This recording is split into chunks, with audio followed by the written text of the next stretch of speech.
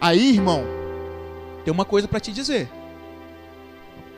Ah, pastor, então você quer dizer então que se eu não perdoar, eu não tenho salvação, eu não vou para o céu? Ô irmão, é o seguinte, vou te dizer duas coisas. Se você não perdoa, ou uma ou outra. Ou uma ou outra.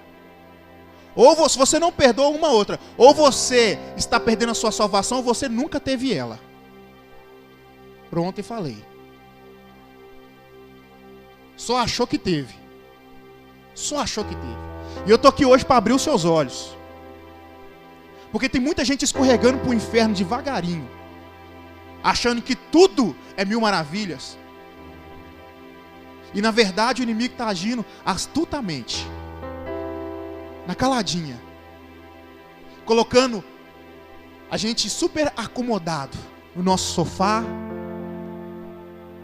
Colocando a gente super acomodado com os nossos celulares, com as nossas tecnologias, com as más influências, com os maus pregadores, com aqueles que dizem que você pode tudo.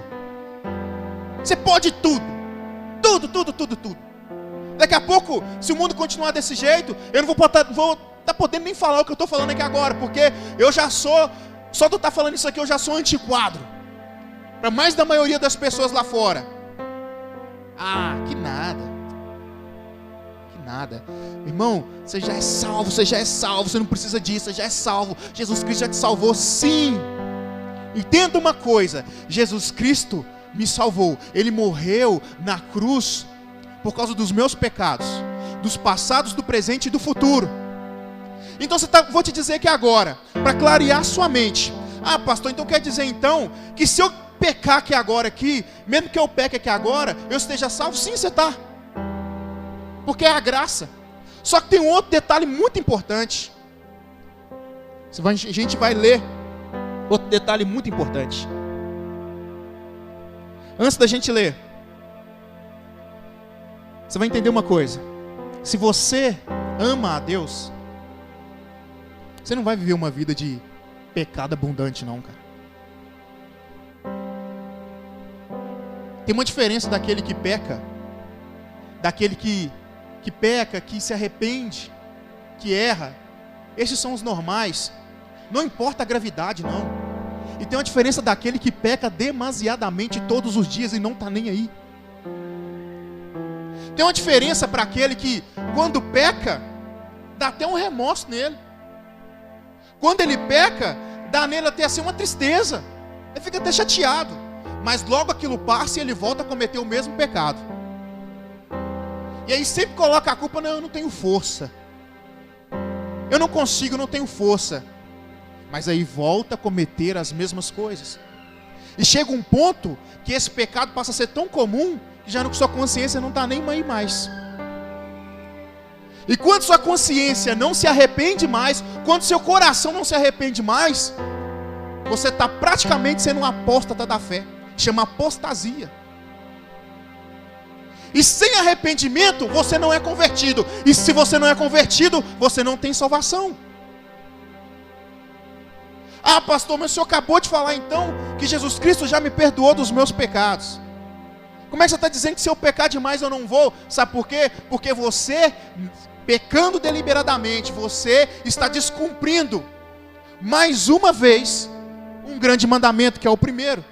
Amarás o seu Deus acima de todas as coisas. Porque se Jesus Cristo morreu na cruz por mim, pelos meus pecados, por você, pelos seus pecados, e eu vou lá e começo a pecar, reviria, mesmo sabendo quem Jesus Cristo fez e quem Ele é na minha vida, começa a pecar, reviria, eu não estou tendo nem respeito, eu não estou tendo nem honra ao que Jesus Cristo fez, o tanto que Ele sofreu por mim.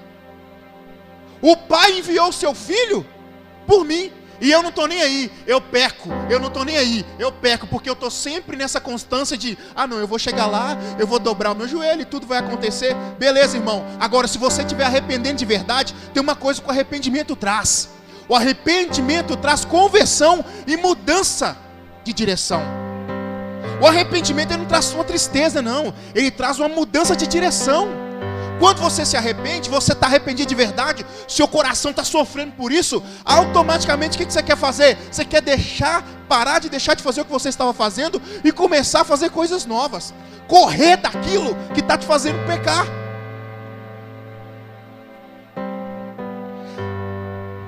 Abra sua Bíblia agora no livro de João, capítulo 1, versículo 12.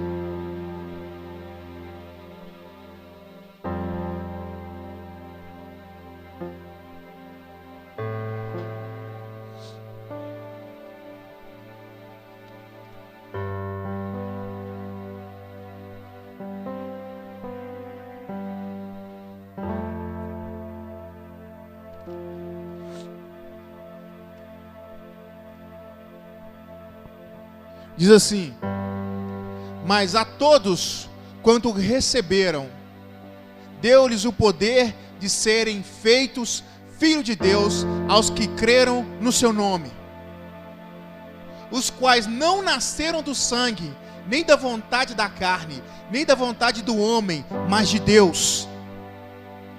O Verbo se fez carne e habitou entre nós, e vimos a sua glória, como a glória do unigênito do Pai, cheio de graça e de verdade. João testificou dele e clamou dizendo: este era aquele a quem eu dizia, o que vem após mim, antes de mim, porque foi primeiro do que eu. E todos receberam também a sua plenitude, e graça por graça.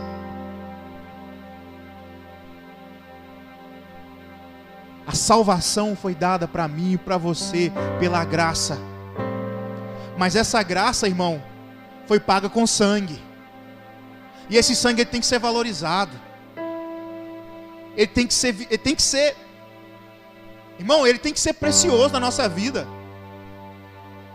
Não deixa o mundo aí fora, os influenciadores aí fora te dizer para você que você pode fazer tudo, que você já está garantido, que salvação está de boa, não.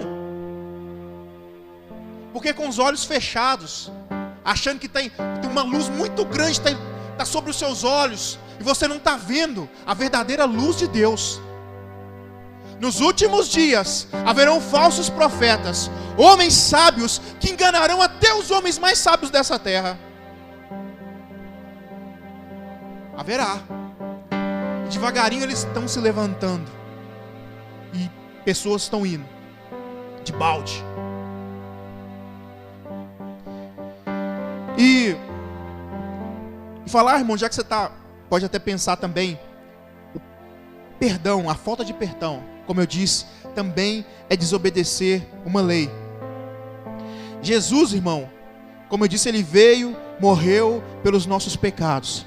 E quando você carrega pecados consequentes na sua vida, sem conversão, sem arrependimento verdadeiro, irmão, o salário do pecado é a morte. Você quer um exemplo? Vou te dar um exemplo daqui a pouco. Vamos ver esse exemplo agora, aliás. Mateus capítulo 27, versículo 3.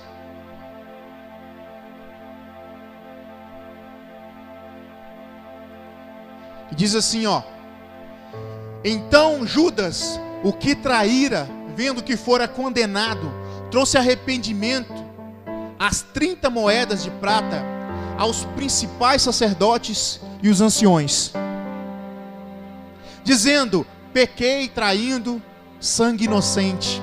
Eles, porém, disseram: que nos importa? Isso é contigo. E ele, atirando para o templo as moedas de prata, retirou-se e foi enforcar-se. Foi se enforcar, foi se matar. Sabe por quê, irmão? Porque Judas, naquele momento, o pecado dele planejado, porque Judas estava planejando a morte de Cristo, a traição de Cristo há muito tempo. Judas poderia ter se arrependido, mas o pecado dele contínuo, sem arrependimento, trouxe sobre ele remorso, tristeza. E esse remorso e tristeza, ele não te traz arrependimento, ele não te traz salvação, ele te traz a morte. Por isso que Judas se enforcou, porque ele estava cheio de remorso. Ele entendeu que tudo foi dado para ele, mas ele jogou fora. E eu não quero ver ninguém morrendo aqui espiritualmente, eu não quero ver ninguém aqui morrendo carnalmente, eu não quero ver ninguém aqui morrendo de ansiedade, eu não quero ver ninguém morrendo de depressão, eu não quero ver ninguém morrendo pelas ações do inimigo. Eu quero que a gente tenha consciência do arrependimento, dos pecados que cometemos e tomamos uma nova direção na nossa vida. Tomamos um rumo novo, algo novo. Então, irmão, se você continua numa vida de pecado, sendo um crente parcial, sendo um crente mais ou menos meia boca, que se contenta com de vez em quando comer um pouquinho de que Deus tem para você, só quer as obras, só quer o bônus, lamento te dizer, aquela palavra que Jesus Cristo disse, que é mais fácil passar um camelo por um buraco de uma agulha, serve nessas horas.